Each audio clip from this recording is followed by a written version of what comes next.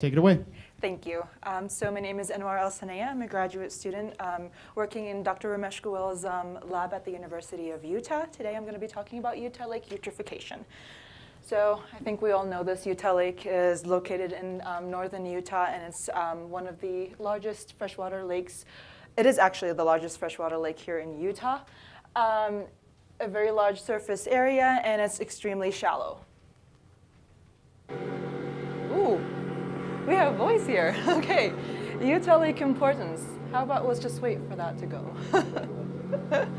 This is exciting. I didn't know you could hear this. Okay, sorry. Okay, so Utah Lake importance is usually used for like recreation, irrigation, this water storage during the winter months, fishery, and then it connects to the Jordan River, as we heard our other speakers talk about Utah Lake. So our objectives today is just to understand the phosphorus dynamics in the lake. It's an important macronutrient for the algal blooms. The second one is determine the algal macronutrient limitation specific, so NP ratio, specific for the algae blooms. Third one is just to identify the species available in Utah Lake. This is what we're going to go over through today. So why is that important? So population of Salt Lake County was at 1970 was about 0.46 million, increased to 1.1 million, increasing this by 136%. So the increase in population also increases the demand on aquatic systems, which means increasing of pollution into the aquatic systems, which means eutrophication. A little definition of eutrophication: it's the excess amount of the nutrients, specifically nitrogen and phosphorus. And if those are available into the system, then phytoplankton, algae, and plants will grow even further. So some sources of pollution are point source and non-point source. So point source is what we actually know and what we're putting into the aquatic system. Non-point is what can come from anthropogenic sources, other tributaries coming into the lake. So something we cannot point out and identify. Again, so eutrophication, the parameters to identify the trophic state. So like we said, depending on the, going with the definition of eutrophication, phosphorus and nitrogen, also chlorophyll A. Please note hypertrophic, how do you turn this on? There we go. Hypertrophic is chlorophyll A above 25 micrograms per liter and total phosphorus above 100 micrograms per liter. I'm just noting this to you so we can see the results later. And a quick definition of chlorophyll A is just a pigment found in all the photosynthetic organisms, such as plants, algae. It's the green pigment. We can see this in the lab using spectrophotometer fluorometer by extraction. And is also used as an indicator of the algal biomass. So we could use that number just to indicate how much algae we have on there. So Utah Lake, from the DWQ data, so chlorophyll A averaged around 141 micrograms per liter between the months of August and October of 2014. And then the total phosphorus from the TMDL report averaged around 100 to 170 for about 5 locations around the lake, making Utah Lake status as hyper-eutrophic, which is the extreme one. So during the mid to late summer, Utah Lake goes through extreme eutrophication, which means algae blooms. So when algae blooms, what happens? Dissolved oxygen goes low. When dissolved oxygen goes low, we have less variation in aquatic habitat. And if it goes even lower, we'll get death of aquatic habitat.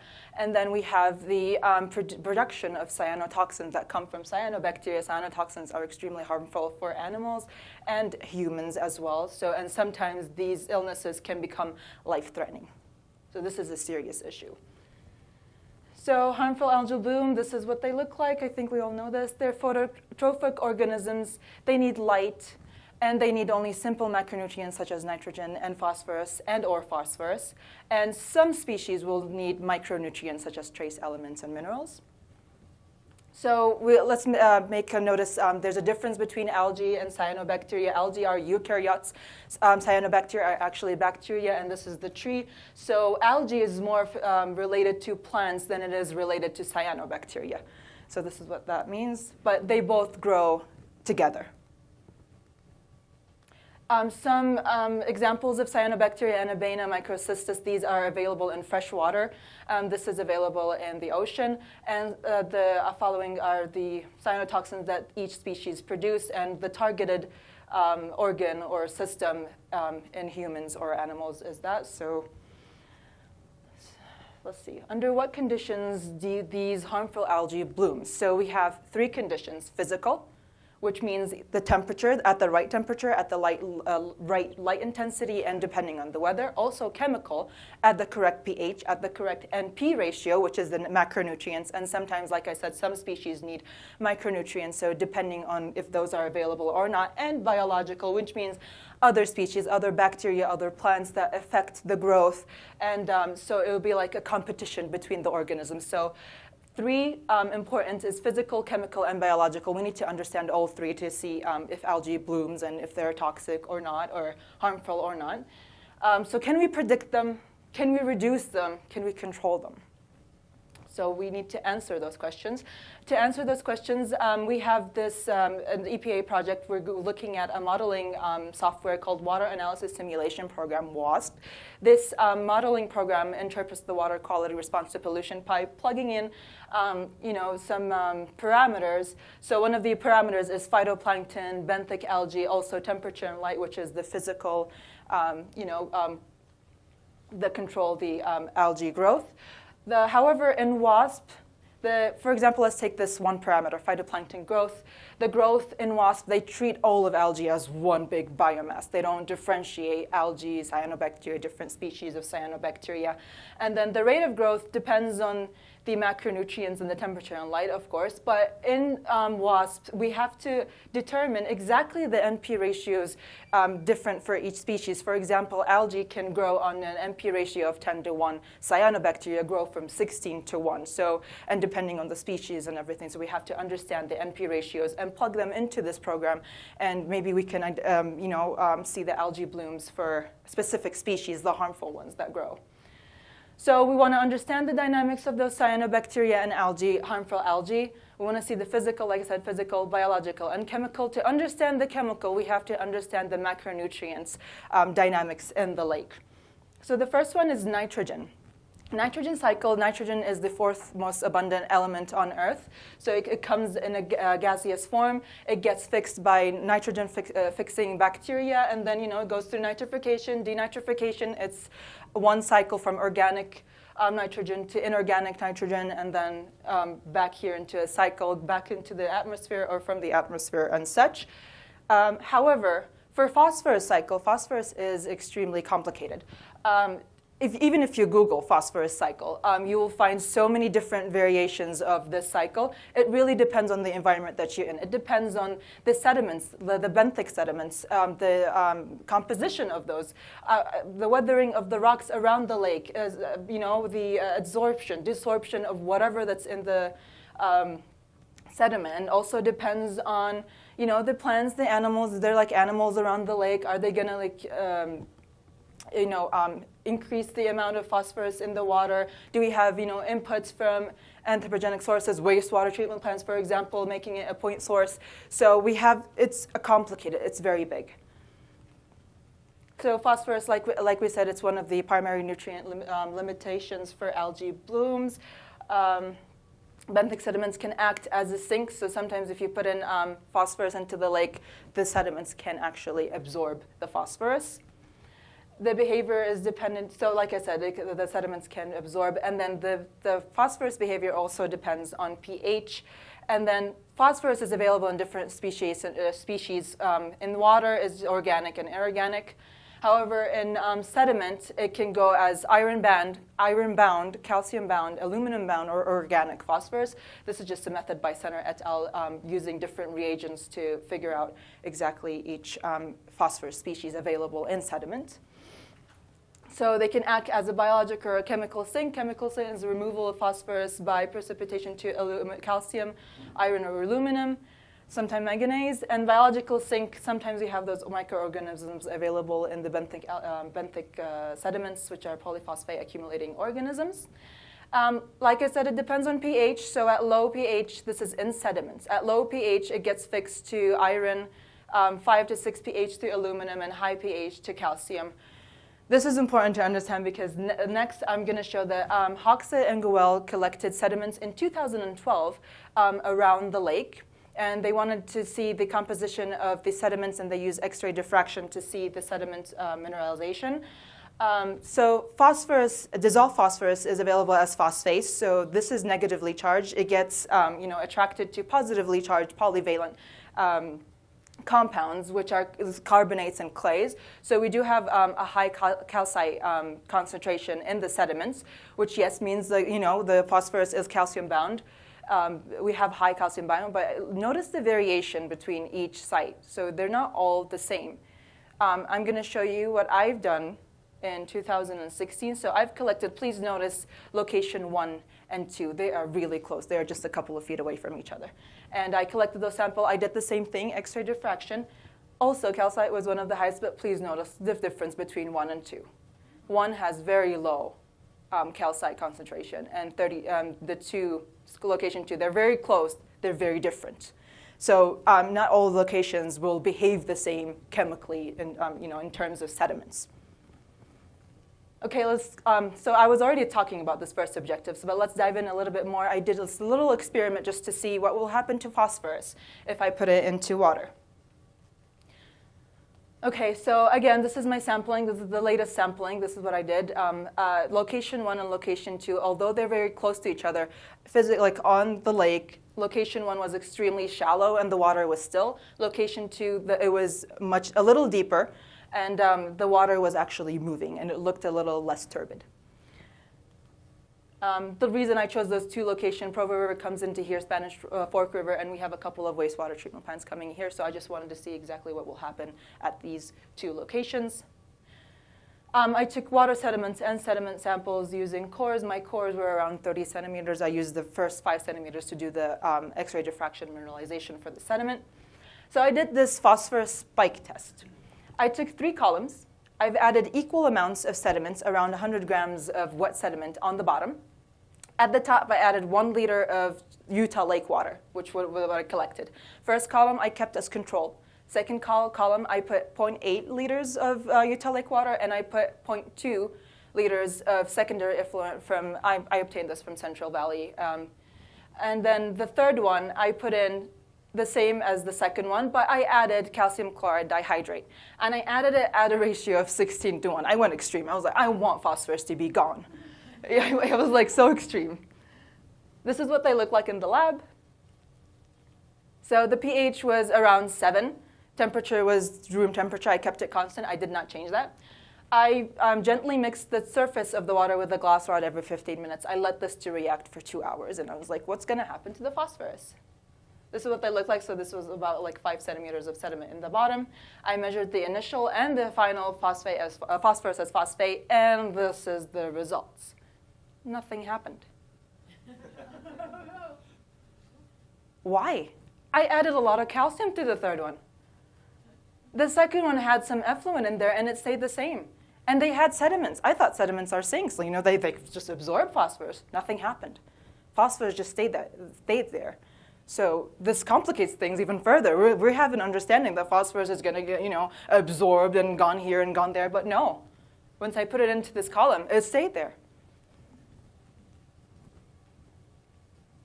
So it remained in the for all cases, even when I added that 16:1 calcium. Okay, let's look at the second objective. I'm trying to be really quick here. So we want to see the nitrogen to phosphorus ratio limitation specific. So we'll see which is limited, nitrogen or phosphorus, to the algae. This is my favorite experiment. So I have 4 little bottles.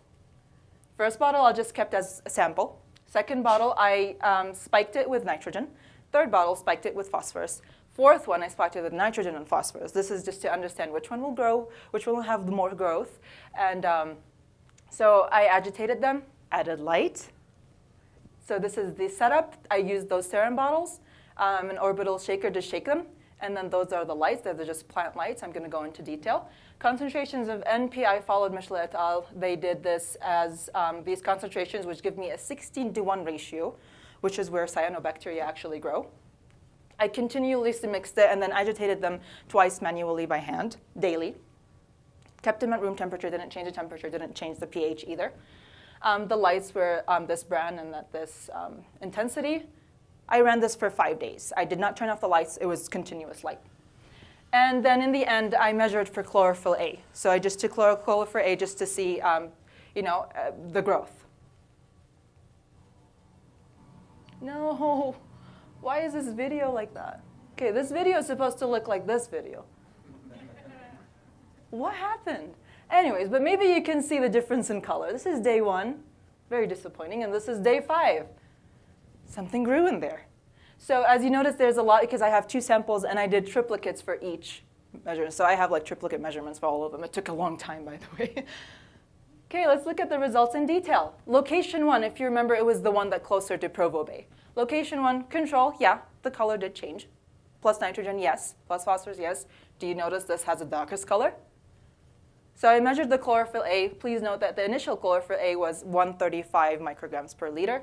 And control, it did increase. Everything increased. The plus nitrogen and phosphorus both increased to around 180 micrograms per liter. That's an extreme increase. Location 2, the one that's, they're really close. But look at the difference. Look, 1, 2, and then 3. And then the 4th one is extremely green. Those are not.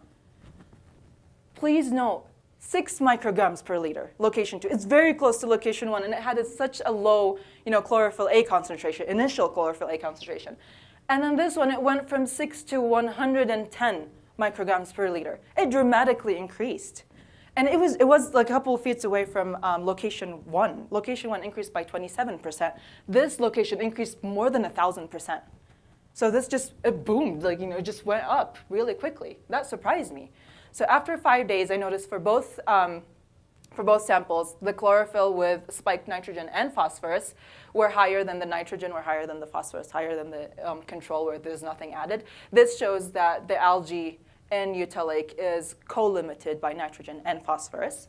And like I said, this was extreme to me. These sites were really close, but they both behave differently with the added nutrient concentrations. The last one is to identify the cyanobacteria. We also wanted to see what kind of species are there. So this is actually from July samples, July 26. Actually, I want to thank Department of Water Quality for helping me get this sample, especially Suzanne Taher. She helped me get those samples. So I did for those 2 sites. We extracted DNA, PCR, and then Sanger sequencing to see the genus species that are available in here. So for Geneva discharge, we had 4 showing up. This first one actually shows up in oceanic environments, but it showed up here in fresh lake. So this is not very well understood, especially in a hyper-eutrophic lake. So we definitely need to study this a little bit more. Microcystis is just a common one in freshwater lake, and as I showed, this does actually produce cyanotoxins. They all produce cyanotoxins. And then this species right here, I'm not even going to trying to say those species, I'm sorry. So at Provo Bay, this is the dominant species. This is actually nitrogen fixing. So like I said, biological, because when we have this species, this was the strongest at this location because it was nitrogen fixing. So the competition between all of the species around.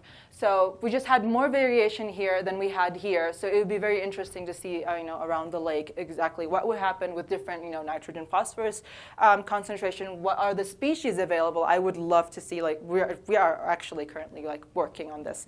So I'm really excited for our results later on. So I, of course, want to thank Dr. Ramesh Goel for believing in me and supporting me. Of course, Mitch Hoxett, he established our protocols in our lab, and he's actually our role model. And definitely Utah Department of Water Quality, they are amazing. We cannot thank them enough for everything, for the funding, even helping me go into the lake in the summer to collect samples. So, and then I would like to thank everyone for listening and attending this session. Thank you.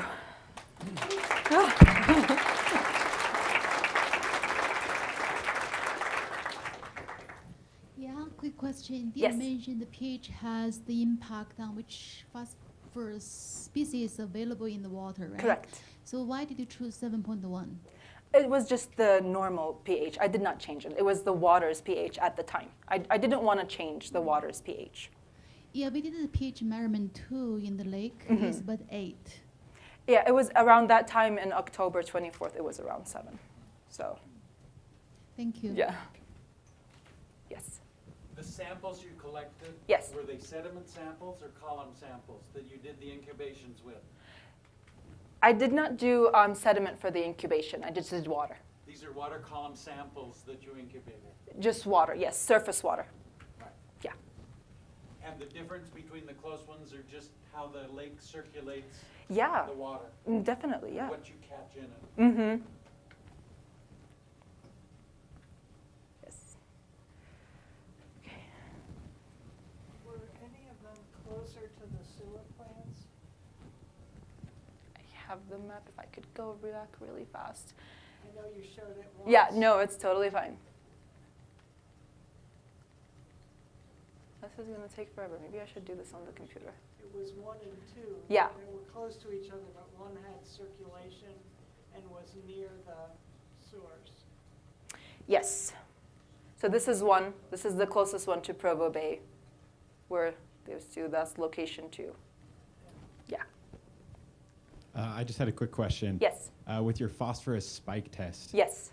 So are you implying that phosphorus is not being taken up in the sediments? That's exactly it. Yeah. Okay. And I was surprised by it too. So. That's interesting. Did you follow a certain method for your phosphorus spike test, or was it just like a curiosity? It was a curiosity, and I did it 3 times actually, and I Okay. really wanted it to change. The reason I ask is I've also done them, and I found that it actually does take up. It does? Yeah, so What did you do differently though? Did you have sediment at the bottom? Yeah, basically what I did was I had sediment. I did the same thing with lake water, Yes. but I spiked it with phosphorus instead of Utah. Instead of using an wastewater. effluent, you just spiked it with phosphorus? Oh, okay. Yeah. I just wanted to simulate the real life where I have just effluent going in. Yeah. So I don't know what the difference might be. All right. Did you Thank change the pH though? No, Okay. I was following batch sorption experiments from Oh, different okay. papers that Okay. have been done. Okay, yeah. Anyone else? Well, I Yes. wanted to point out the location of the treatment plants in relation to the lakeshore. Those plants are not on the lakeshore of the lake. They discharge to tributaries to Yes, the lake. correct. That's why I have those. I suspect Timpanogos on the north end would be the Yeah. closest to the lakeshore, but it also discharges to, I think Correct. it's a wetland lagoon kind of complex before entering the lake. Correct. Thank you.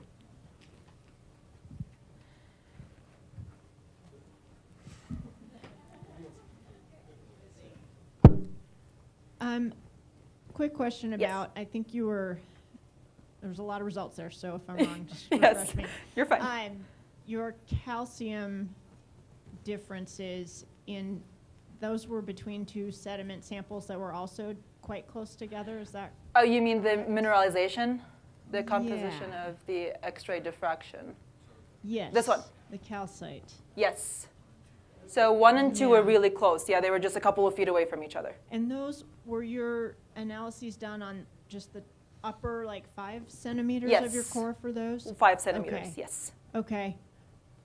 I'm imagining some of those upper sediments are kind of moving around and shifting. Yeah.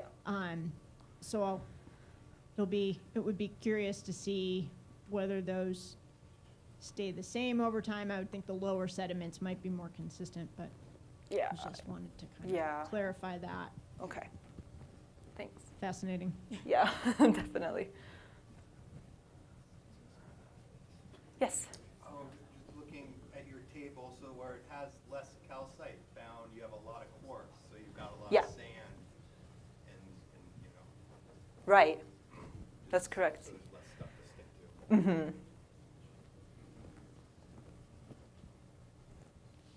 Anyone else? Okay, Awesome. thank you, Anwar. Thank you. A round of applause. I'd like to encourage everyone to fill out